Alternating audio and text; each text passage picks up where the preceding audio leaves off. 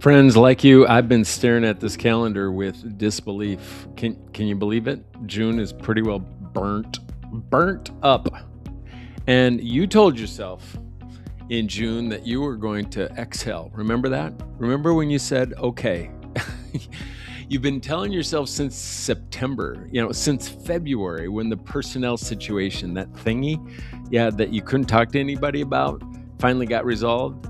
Well, since April, right, when you got through the board meeting that just kept you up for like 6 weeks, you said June was going to be the finish line. Remember that? Remember that, boss? And here we are. It's late June, right? We're ready to flip the calendar already. The year-end evaluations are filed. The budget cycle is done. Congrats. The building is finally starting to empty out, and you're still running. You are still running, not because the work demands it, but because you don't know how to stop. I get that. I totally get that. And I also got that back then. I want you to hear something, and I mean this. You're allowed to feel that. Every superintendent, every president that I work with across many different states have just walked into June carrying the full weight of a year that they survived more than they really led. That's not weakness, boss.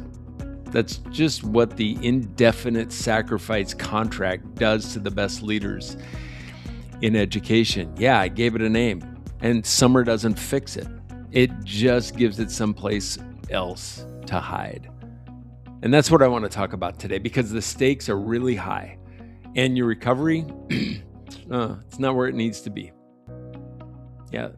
Your recovery is about, the kind of leader that walks through the door in August, that's just bright-eyed and wide-eyed and just ready to roll. That's the kind of recovery that we're talking about. Not the one that you're probably leading. Yeah, I had a conversation last week with the superintendent. He's moving into this emeritus status next year. Pretty cool gig, right? 2 decades of leading. He's the guy that you're going to pick up the phone and call when all else just hit the fan, right? When that fertilizer just hit the fan, he's the guy that you're going to call. He just come back from this extended trip to his favorite beach in Mexico. First one of that length that he'd ever allowed himself to be on. Or maybe that the district allowed, just be honest, right? And I asked him, hey, how was it? And he took a breath. Then another breath. He said, the first week, I couldn't shut it off. I'd just be sitting there in my chair in the sand, looking at the water.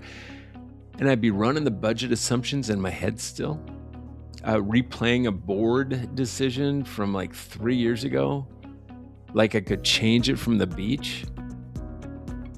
He said I was there, and I was completely not there. He had a second week, folks. This was a protracted vacation. Something shifted, and that's when he told me, sitting on that beach in Mexico, looking at the water, he finally realized that he'd been promising himself to excel for 30 years. And every time the calendar was supposed to deliver it, the institution found another way to just consume it first. Yeah, you get that reality. I've gotten that reality, but I tell you what, it's taken a toll. It's absolutely taken a toll. We're not going to talk about burnout. We're going to talk about one of the manifestations of burnout. Yeah, he's probably maybe a few years out from where you are today, and that's not his story. That's kind of your preview. Right. Here's what nearly 1,000 leadership teams have shown us through the panel research that we do on each year, right? But the most dangerous version of burnout in the work, it doesn't knock, doesn't say hello. It just comes screaming in unannounced, right? It doesn't ask for leave of absence. It just quietly takes your best thinking. It takes your deepest conviction. It takes your ability to actually feel the work, and it runs them to zero while you keep showing up. And because you keep showing up, because the outputs are still happening, nobody names it. Nobody has the ability not your cabinet, not you, nobody throughout the organization, not your board, certainly not you. And that's why I'm here today. Here's what I want you to understand, boss, about depletion. And this is the part that nobody in education really talks about, honestly. And we're not talking about, your wellness vacation and your resiliency training where you get the cool tote bag with the fancy logo. We're not talking about that. There are actually 3 specific things that happen to your cognitive performance when you hit chronic depletion. Not dramatic collapse. We're not talking about collapsing. We're not talking about crashing. We're talking about just that little episode before that all happens. The slow, accumulated, just weighty kind, right? And no framework, no strategic plan, no better tools are going to compensate really for any of them. The first one is what I call the rumination loop, okay? Something difficult happens. It's a board exchange that just landed sideways. It's a personnel call that really costs more than it should have. Your drive home, it runs the loop. Here's what the loop is actually doing. It's flooding your system with that bad stuff, not the hug and love drug, the bad stuff, the cortisol, right? It's reactivating every emotional charge from the original event and amplifying it just for hours, right? A 5-minute incident becomes a 3-hour cortisol event for you that just replays. And the cabinet meeting the next morning gets the leader carrying the full, just neurochemical weight of last night's replay. Decision quality goes down. Reading the room is not accessible. Energy that your team needed, it's gonzo. The second one is this presence deficit, and I think that this is the one that most of you will ascribe to. This one doesn't show up in a performance review. The outputs are still happening. The meetings occur by every external measure you're functioning. But ask your cabinet, better yet, ask your family. Ask just for an honest moment, and they'll describe something harder to quantify, right? You're there, Joe, but you're not present. Yeah, you're physically attendance, you're here. Emotionally, you're inaccessible. You're performing leadership without the interior fuel that makes it just feel like anything other than an endurance race. Yeah. I think the most expensive thing in your institution isn't a budget line. It's the cost of a leader who is physically present and genuinely just absent from the work they were made to do. Here's the third. It's what I call judgment distortion. And it's just like it sounds functionally. This is the most institutionally dangerous and the least discussed of the 3. At a certain depletion level, that threshold, you lose the ability to distinguish between, I don't love this work anymore, and I don't love this work right now because I'm flippin' exhausted. These are not the same diagnosis. Yet from the inside, a depleted state, they are neurologically indistinguishable. You just can't tell the difference between take this job and shove it and I'm just going through a thing right now. And the result is you make permanent decisions from a cognitive baseline that depletion has systematically just distorted, right? Succession planning, strategic direction, personnel calls, you call it clarity. It's not.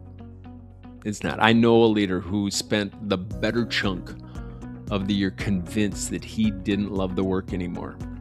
And after numerous, more than pep talks, folks, he was planning his exit. And I knew he wasn't ready. Then he took a real break. The board gave him a real break. Not a conference, not a retreat with his laptop, a genuine disconnection. And he rediscovered something that stopped him cold. He said, I didn't dislike the work.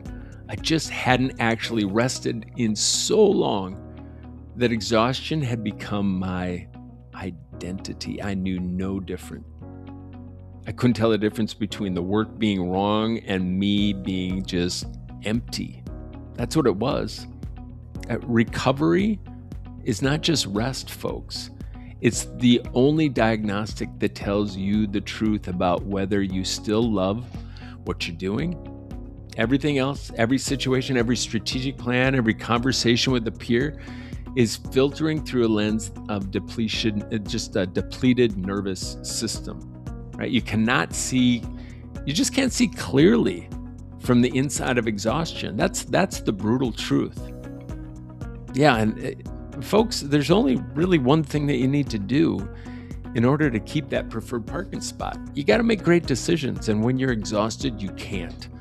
Here's the data, and it should just stop you in your tracks right now.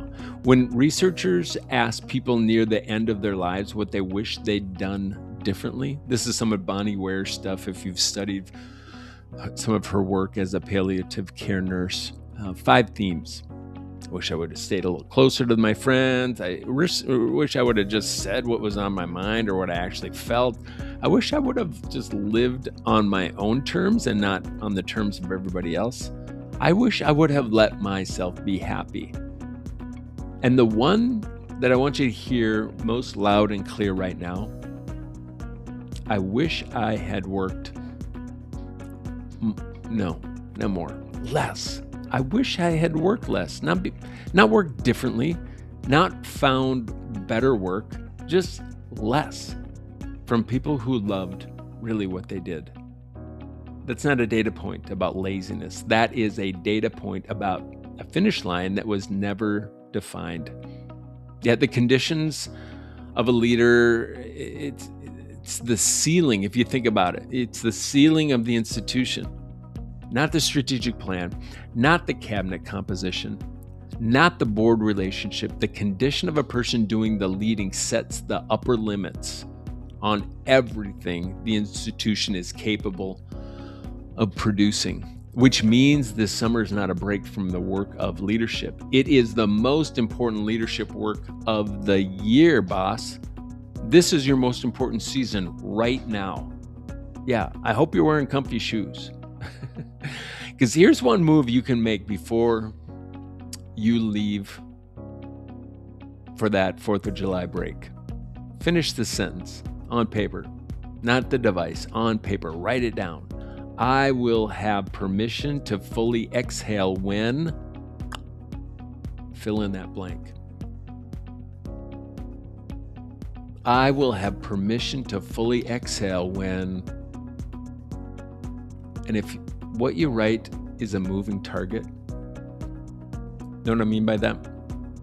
When my enrollment numbers turn, when the board finally settles, when the new VP is on board, you don't have a finish line, boss.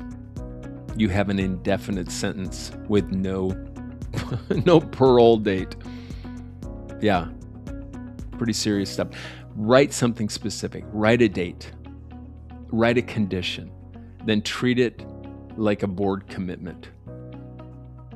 And here's what I want you to do with that sentence. Go ahead and, you know where to find me. Message me directly. We're fighting for you, whether you know it or not. I'm fighting for leaders on a regular basis some are phoning me, many are texting me, some are LinkedIn messaging me. We'll set up a virtual coffee. Just the two of us. Seriously, confidential. My purpose for being is to amplify, truly, is to love others by amplifying your brilliance. But you've gotten so flippin' busy, boss, that you don't even know what brilliance looks like anymore. So let's get that figured out. Let's get that dialed in. I'll help you figure out what maybe you wrote that is actually a finish line, or if it's just a moving target excuse. No pitch, no agenda, just a real conversation. Again, you know where to find me. Because if we don't get this right, the year's going to cost you. It's going to continue to cost you.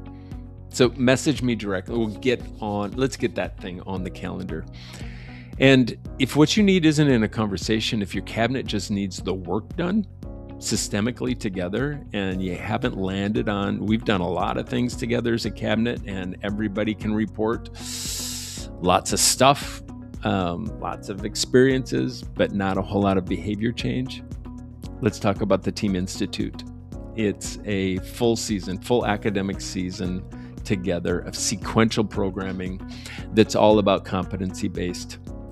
It builds on the foundation that your priorities actually require.